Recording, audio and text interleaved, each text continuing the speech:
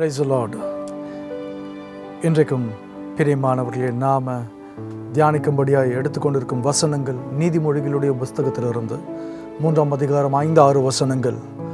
உன் சுய புத்தியின் மேல் சாயாமல் உன் முழு இருதயத்தோடும் கர்த்தரில் நம்பிக்கையாய் இருந்து உன் வழிகளில் எல்லாம் அவரை நினைத்துக்கொள். அப்போது அவர் உன் பாதைகளை செவைப்படுத்துவார். நம்முடைய வாழ்க்கையில் முக்கியமான கட்டங்கள் வரும், முக்கியமான முடிவுகளை எடுக்கக்கூடிய தருணங்கள் வரும். படிப்பை குறித்து, வேலையை குறித்து, இந்த வேலைக்கு போகலாமா, அந்த வேலைக்கு போகலாமா, யாரை திருமணம் செய்து கொள்வது, இவரை திருமணம் செய்து கொள்ளலாமா, அவரை திருமணம் செய்து கொள்ளலாமா, இந்த பிஸ்னஸை எடுத்து நடத்தலாமா வேண்டாவா, இங்கே இன்வெஸ்ட் பண்ணலாமா வேண்டாவா, இந்த ஆஃபரை எடுத்துக்கலாமா, இதே இடத்துல வேலை செய்யலாமா, இல்லை ட்ரான்ஸ்ஃபர் வாங்கிட்டு போகலாமா, இதே இடத்துல குடியிருக்கலாமா, இல்லை வேறு இடத்துக்கு வீடு காலி பண்ணிட்டு போகலாமா, எது நமக்கு நல்லா இருக்கும் அப்படின்னு சொல்லி பலதரப்பட்ட முக்கியமான வாழ்க்கையில் நாம் முடிவெடுக்கக்கூடிய தருணங்கள் வரும். ஒரு சில பேர் சுயமாக முடிவெடுப்பார்கள், ஆண்டவரிடத்தில் விசாரிக்காமல், அவருடைய வார்த்தைகள் என்னவென்று அறிந்து கொள்ள முற்படாமல், அதற்காக ஜெபிக்காமல், ஆண்டவருக்காக காத்திராமல், தங்களுடைய சுய புத்தியினால், தங்களுடைய அனுபவத்தின் அடிப்படையில் முடிவை எடுப்பார்கள். அல்லது சூழ்ந்திருக்கக்கூடிய நண்பர்களோ உறவுகளோ கொடுக்கக்கூடிய ஆலோசனைகளின் அடிப்படையில் முடிவெடுப்பார்கள். ஆனால் வேதம் சொல்லுது, உன் சுய புத்தியின் மேலே சாயாத. ஆண்டுடைய பிள்ளைகள் என்ன செய்யணுமா? சுய புத்தின் மேலே சாயாமல் உன் முழு இருதயத்தோட கர்த்தர் மேல் நம்பிக்கையாக இருந்து உன் வழிகளில் எல்லாம் அவரை நினைத்துக்கொள். நீ போகிற பாதையில், உன்னோட வாழ்க்கை பயணத்தில் ஏசப்பாவை நினச்சிக்க. நீ எது செஞ்சாலும் சரி, ஏசப்பா என்னுடைய வாழ்க்கையை உங்ககிட்ட ஒப்பு கொடுத்துருக்குறேன் சாமி, நான் எந்த தவறும் செஞ்சிடக்கூடாது, நான் போகிற பாதை உம்முடைய பாதையாக இருக்கணும், உம்முடைய சித்தத்திற்கு ஏற்ப நான் நடக்கணும், நான் எங்கே போகணுமோ, எதை செய்யணுமோ, எதை தேர்ந்தெடுக்கணுமோ அதை நோக்கி என்னை நடத்துங்கப்பான்னு சொல்லி ஒப்பு கொடுத்து நீங்கள் செஞ்சீங்கன்னாக்கா நிச்சயமாக அவர் வழி நடத்துவார். அப்போது உன் பாதைகளை செவ்வைப்படுத்துவார். ஏன் உன் சுய புத்தின் மேலே நீ சார்ந்திருக்க கூடாதுன்னு வேதம் சொல்லுது. ரோமர் 11:33 வாசிக்கிறோம். தேவனுடைய ஐஸ்வர்யம், ஞானம், அறிவு என்பவைகளின் ஆழம் எவ்வளவா இருக்கிறது. அவருடைய நியாய தீர்ப்புகள் அளவிடப்படாதவைகள், அவருடைய வழிகள் ஆராயப்படாதவைகள். தேவனுடைய ஐஸ்வர்யம், ஞானம், அறிவு அது ஆழமானது. அது எவ்வளவா இருக்குது, அளவிடப்படாதவைகள். உங்களுக்கு தெரியுமா, மனுஷனுடைய மூளை ஆண்டவர் படைச்சது எப்படிப்பட்டதுன்னு சொல்லி? ஒரு நல்லா வளர்ந்த மனுஷனுடைய மூளையில் 10,000 கோடி நியூரான்ஸ் இருக்குதுன்னு சொல்கிறாங்க. நியூரான்ஸ்னாக்கா நரம்பு அணுக்கள். இது எந்த அளவுக்கு சிக்கலானது, காம்ப்ளிகேட்டட்னாக்கா, கருவில் குழந்தை உருவாகும் போதே ஒரு நிமிஷத்துக்கு 2 லட்சம் நியூரான்கள் உற்பத்தி ஆகுது. இப்படியே உற்பத்தியாகி ஒரு முழுசாக வளர்ந்த மனுஷனுடைய மூளையில் 10,000 கோடி நியூரான்கள் இருக்குது. இதன் மூலமாக தான் தகவல் பரிமாற்றங்கள் எல்லாம் மூளையில் ஏற்படுது. இதன் மூலமாக தான் நம்ம சிந்திக்கிறோம், நினைவில் வைத்துக் கொள்கிறோம். இதன் மூலமாக தான் முடிவுகளை எடுக்கிறோம்.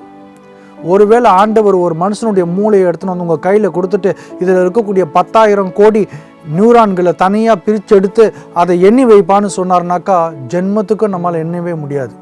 எத்தனை ஜென்மம் எடுத்தாலும் அதை எண்ணியே சேர்த்துருவோம்.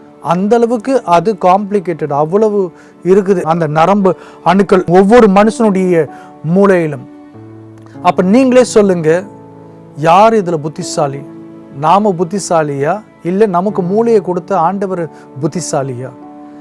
ஏன் சுய புத்தியின் மேலே நாம் சார்ந்திருக்க கூடாதுன்னு வேதம் சொல்லுது. அவரை நம்பியிரு, உன் முழு இருதயத்தோட கர்த்தர் மேல் நம்பிக்கையாயிரு. வழி தவறவே முடியாது, தவறான ஒரு டெசிஷன் எடுக்க முடியாது.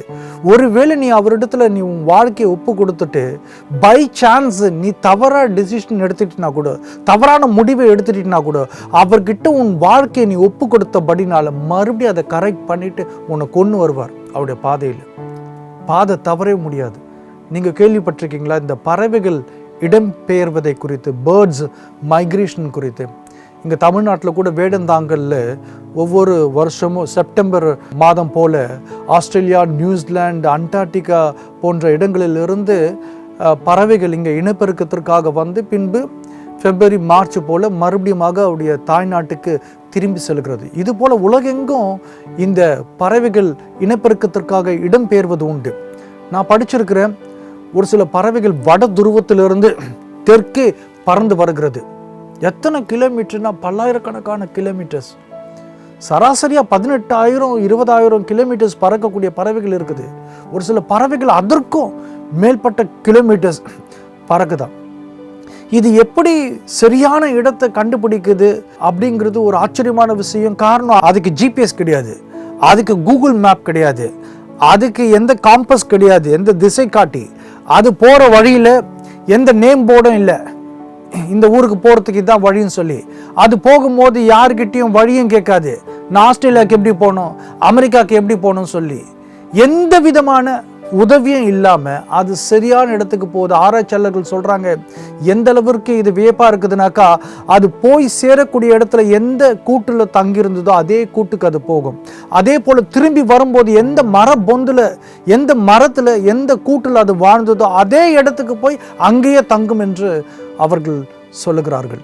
அந்த அளவிற்கு அது துல்லியமாக வழி தவறாமல், அது எந்த விதமான ஹெல்ப் யாருக்கிட்டையும் வாங்காமல் அது போய் வந்துட்டு இருக்குது. பல 1000 கிலோமீட்டர்ஸ் ட்ராவல் பண்ணுது.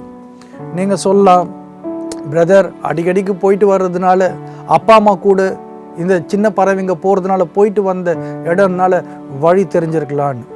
அப்படின்னா இன்னொரு சுவாரஸ்யமான விஷயத்தை நான் உங்களுக்கு சொல்கிறேன். நான் படித்ததில் இருந்து, இந்த ஈல் ஃபிஷ்ன்னு சொல்லிட்டு ஒன்று இருக்குது. அது ஐரோப்பா கண்டத்தில் நல்ல தண்ணீர் ஆறுகளில் வாழக்கூடிய இவ்வகையான மீன்கள் இனப்பெருக்கத்தின் காலத்தில் 11,000 கிலோமீட்டர் டிராவல் பண்ணி ஐரோப்பாவில் இருக்கக்கூடிய ஆறுகளிலிருந்து கடலுக்கு வந்து, கடல்லேருந்து அட்லாண்டிக் பெருங்கடலுக்கு போய் அங்கே போய் குஞ்சு பொறிக்குது. அப்போ என்ன நடக்குதுனாக்கா, இந்த அப்பா அம்மா மீன்கள் எல்லாம் அங்கே மரித்து போகிறதாக ஆராய்ச்சியாளர்கள் கண்டுபிடித்திருக்கிறார்கள். எஞ்சிய கொஞ்சம் மீன்களும் மீனவர்களால் பிடிக்கப்படுகிறது. அப்போ அந்த குட்டி மீன்களுக்கு மறுபடியும் அவர்கள் இருக்க வேண்டிய இடத்தை காண்பிக்கிறதுக்கு, வழி நடத்துவதற்கு யாரும் கிடையாது. அப்போது எப்படி அது அங்கே போவோம்? அது மாத்திரம் கிடையாது, எங்கேருந்து வந்ததுன்னு அதுக்கு எப்படி தெரியும்? ஆனால் ஆராய்ச்சியாளர்கள் வேந்து போகிறார்கள். அந்த குட்டி மீன்களுக்கு யாருமே சொல்லாமல் அது மீண்டுமாக தாய் தந்தை வளர்ந்த இடம், இருந்த இடத்திற்கு, அந்த ஐரோப்பா கண்டத்தில் இருக்கக்கூடிய அந்த ஆறுகளுக்கு தானாகவே திரும்பி செல்கிறது. அதனுடைய பாதையை யார் காண்பித்தது? யார் அந்த உணர்வு கொடுத்தது? நீ இங்கே சேர்ந்தவன் கிடையாது, நீ போய் சேர வேண்டிய இடம் வேற அப்படின்னு சொல்லி கடலின் ஆழத்தில், இருளில் யார் அதுக்கு பாதையை உண்டாக்கி, யார் 11,000 கிலோமீட்டர் வழிநடத்தி செல்வது? தேவன் இந்த பறவைகளுக்கும் பிராணிகளுக்கும் இந்த மீன்களுக்கும் சரியான பாதையை காட்டி போய் சேர வேண்டிய சரியான இடத்தை காண்பிப்பார். அதனுடைய பாதைகளை செவ்வைப்படுத்துவார்னாக்கா நாம் அதை காட்டிலும் அதிக விசேஷித்தவர்கள். வேதம் சொல்லுது, நீ அவரை முழு இருதயத்தோடு நம்பினாக்கா, உன் வழிகளில் எல்லாம் அவரை நினைத்து கொண்டால் உன் பாதைகளை அவர் செவ்வைப்படுத்துவார். போய் சேர வேண்டிய இடத்தை நீ மிஸ் பண்ணவே முடியாது. உனக்காக தேவன் என்ன ஆயத்தம் செய்து வைத்திருக்கிறாரோ அது எல்லாவற்றையும் பெற்றுக்கொள்ளும்படியாக வழி தவறாமல் உன்னை பாதுகாப்பாக எடுத்துகிட்டு போய் சேர்ப்பார் பிரியமானவர்களே. அதனால தான் சொல்கிறேன், உங்களுடைய சுய புத்தின் மேலே சார்ந்திருக்காதீங்க. ஒரு முறை லூக்கா 5 அதிகாரத்தில் ஒரு சம்பவத்தை வாசிக்கிறோம். ஏசு ஆண்டவர் இந்த கெனசரத்து கரை ஓரமாக இருந்த 2 படகுகளில் ஒன்றன் மீது ஏறிக்கொண்டு ஜனங்களுக்கு போதித்தார். அது சீமோன் பேதுருனுடைய படகாக இருந்தது. பிரசங்கெல்லாம் முடித்த பிற்பாடு பேதுருவை பார்த்து அவர் சொன்னார், 4ஆம் வசனத்திலிருந்து 7ஆம் வசனம் வரையில் நான் வாசிக்கிறேன். அவர் போதனை பண்ணி முடித்த பின்பு சீமோனை நோக்கி, ஆழத்தில் தள்ளி கொண்டு போய் மீன் பிடிக்கும்படி உங்கள் வலைகளை போடுங்கள் என்றார். அதற்கு சீமோன், ஐயரே, முழுவதும் நாங்கள் பிரயாசப்பட்டும் ஒன்றும் அகப்படவில்லை, ஆகிலும் உம்முடைய வார்த்தையின்படியே வலையை போடுகிறேன் என்றான். அந்தபடியே அவர்கள் செய்து தங்கள் வலை கிழிந்து போகத்தக்கதாக மிகுதியான மீன்களை பிடித்தார்கள். அப்போது மற்ற படவில் இருந்த கூட்டாளிகள் வந்து தங்களுக்கு உதவி செய்யும்படிக்கு சைகை காட்டினார்கள். அவர்கள் வந்து 2 படவுகளும் அமிழத்தக்கதாக நிரப்பினார்கள். நீங்கள் நல்லா கவனிச்சிங்கனாக்கா, இரவு முழுவதும் பேதுரு கடலில் போய் வேலை செஞ்சுருக்கிறாரு, ஆனால் மீன் அகப்படலை. இப்போது காலையில் வந்து பிரசங்கம் பண்ண ஏசாண்டவர் சொல்லிட்டாரு, மறுபடியும் படகை தள்ளிட்டு போய் ஆழத்தில் வலையை போடுன்னு சொல்லி. பேதுரு யார்? அவர் மீன் பிடிக்கிறவர். அவங்க அப்பா, அவங்க தாத்தா எல்லாம் மீன் பிடிக்கிறவர்களாக இருந்திருக்க வேண்டும். இயேசு ஆண்டவருடைய தொழில் என்ன? அவர் ஒரு தச்சன். ஒருவேளை பேதுரு, சீமோன் பேதுரு ஆண்டவரை பார்த்து, உங்கள் வேலையை பார்த்துட்டு போங்க. நீங்கள் யார்? உங்களுக்கு என்ன தெரியும் மீன் பிடிக்கிறத பற்றி? நாங்கள் பரம்பரையாக மீனை பிடிச்சிட்டு இருக்கிறோம். நைட்டு ஃபுல்லாக நான் போய் கடலில் போய் வேலை செஞ்சு ஒரு மீன் கூட அகப்படல. இப்போ நீங்கள் வந்து ஆழத்தில் போடுங்கனாக்கா உங்களுக்கு என்ன தெரியும் மீன் பிடிக்கிறத பற்றி? நைட்டு ஃபுல்லாக வேலை செஞ்சு தூக்கம் வருது, இடத்த காலி பண்ணுங்க, நான் வீட்டில் போய் தூங்க போகிறேன்னு சொல்லி ஒருவேளை அசட்டை பண்ணி போயிருந்தாக்கா அன்றைக்கி பெரிய நஷ்டத்தை சந்தித்திருக்க வேண்டும்.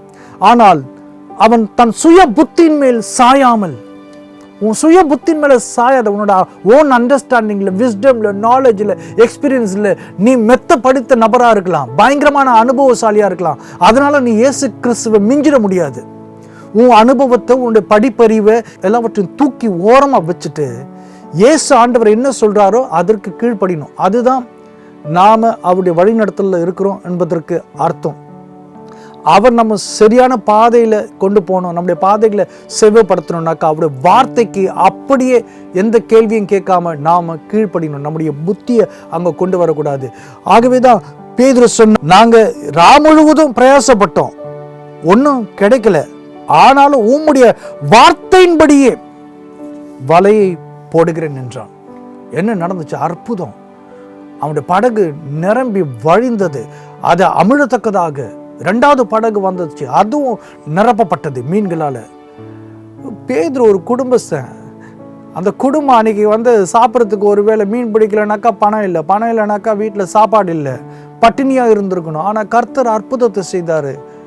அவன் எவ்வளோ எக்ஸ்பீரியன்ஸான ஆளாக இருக்கலாம், ஆனால் ஆண்டவருடைய வார்த்தைக்கு கீழ்ப்படியும் போது தான் அற்புதம். பேதுருக்கு என்னமோ அவனுக்கு உணர்த்தப்பட்டிருந்தது. வந்திருக்கிற ஒரு சாதாரணமான ஒரு ஆள் கிடையாது. அவர் நினைச்சாக்கா 10,000 11,000 அப்பால் இருக்கக்கூடிய மீன்களை கூட இந்த இடத்துக்கு கூப்பிட்டுட்டு வர முடியும் அப்படின்னு அவன் தெரிந்து வைத்திருந்தான் போல.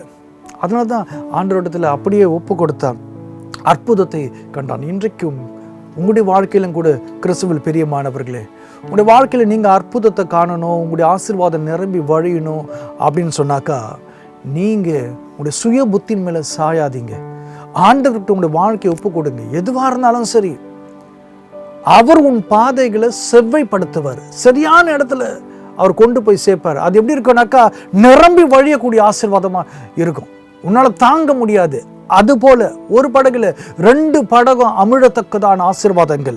சங்கீதம் 23:1-2 சொல்லுது, கர்த்தர் என் மேய்ப்பராக இருக்கிறார், நான் தாழ்ச்சி அடைய. அவர் தாழ்ச்சியுள்ள இடத்துல இல்லை, அவர் அபிருதமான ஆசீர்வாதமான இடங்களில் உன்னை வழிநடத்துவார். அவர் என்னை புல்லுள்ள இடங்களில் மேய்த்து அமர்ந்த தண்ணீர்கள் அண்டையில் என்னை கொண்டு போய் விடுகிறார். எங்க போய் கொண்டு போய் விடுவாரா? உன்னை திருப்தி அடையும்படியான இடத்துல கொண்டு போய் சேர்ப்பார். இன்றைக்கு இந்த வார்த்தைகளை நீங்கள் விசுவாசித்தால், இயேசு ஆண்டவர் எனக்கு போதும், அவர் என்னை வழி நடத்துவார் அப்படின்னு நினைச்சிங்கனாக்கா, ஆண்டவரே நான் உங்களுடைய வார்த்தைக்கு கீழ்ப்படியும்ப்பா, நீங்கள் என்ன சொல்கிறீங்களோ அதன்படி என் வாழ்க்கையை நான் நடத்துகிறேன், அப்படியே முடிவெடுக்கிறேன்னு சொல்லி ஒப்பு கொடுங்க. நாம் ஜெபிக்கலாமா? ஆண்டவரை நோக்கி பார்ப்போம். Thank you Lord. அப்பா, இன்றைக்கும் ஆண்டவரே இந்த செய்தியை கேட்ட ஆண்டவரப்பா, நாங்கள் ஒவ்வொருவரும் ஆண்டவரப்பா இந்த வாழ்க்கையுடைய கரத்தில் ஒப்பு கொடுத்து ஜெபிக்கிறோம்.